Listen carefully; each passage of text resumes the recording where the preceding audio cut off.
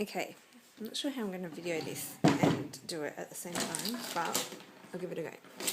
So here's my spliced nappy cut out to the size that I want it according to my pattern.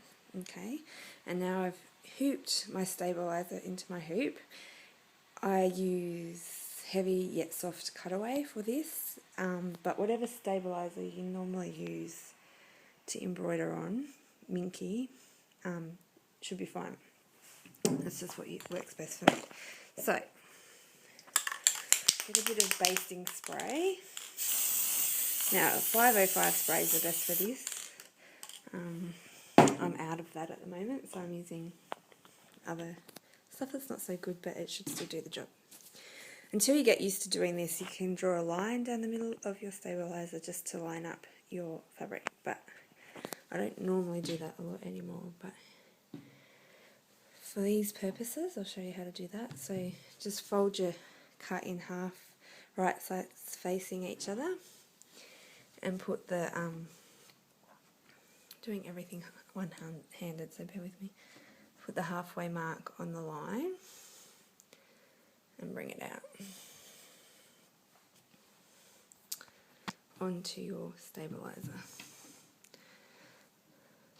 and just fix it up accordingly. Now I'll just find my, sorry, I should have got that out before, my plastic grid to make sure that I've lined it up properly. So things I'm checking for here is on this one I tend to just line it up at the top, check that it's straight where it's spliced, and I check that each side is meeting the squares at roughly the same point. So I'm happy that that is, sorry about the glare, centered now on my grid. So I'll just give it a bit of a smooth down, just carefully, trying not to move it. Sorry about my terrible videoing skills. So you just want it so there's no lumps or bumps, or it's going to be a nice even embroidering surface. I'll put that back on just helps hold it in place while you take it over to your embroidery machine. Okay, so I'm going to stick this on the machine. I'll just put this down for 1 second, sorry, just while I place it on, because I can't do that with one hand. So it's placed on my machine, sorry about the glare. Making sure that obviously the wings are out, you don't want to sew that underneath, and your tail's all nice and stuff like that. Okay, so that's on. So now I'll go to my machine and I'll open up where my basting stitches are. I'm going to select, I have to just check which one's the biggest one here.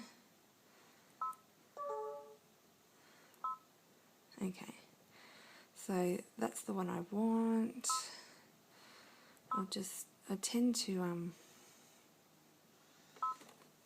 just even make it a little bit bigger in size and have it so it's pretty much flush with the bottom of your area, and you can leave a few centimetres at the top since you don't tend to start embroidering up there. Okay, so I'll just stitch that out now.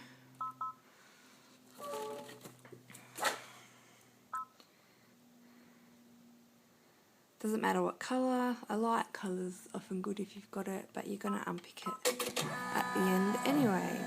So now I just, while it's sewing, I just tend to try and keep it smooth as I go. Being very careful not to sew your fingers. Just bring it like that. Smooth it out like that. Now I tend not to sew that bottom stitch but you can if you like for extra security, but I find it doesn't make that much difference because I'm not really embroidering down that area anyway. And it's just less I have to unpick afterwards. Okay, so there you have it. You've got your, I'll just pull it out so I can show you. Trying to do it with one hand is a bit tricky. Hang on a minute.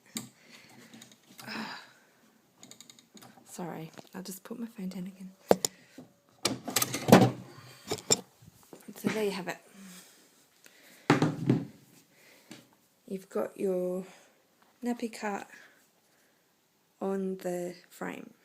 It's all nice and flat, and you can just go ahead and embroider away now. I'll just show you how I line up my embroidery for, you know, a nappy that's got a lot of detail. Okay, so I always try and make sure that my embroidery is no more than probably 4 from the top of my grid, 4 centimetres. And I'll get my nappy pattern and fold it in half and line up where the halfway point is on my grid. So I can see that it is 6 up from the bottom. So I don't want to go any further than that for that side, but I'll probably bring it up about 1 or 2 centimetres.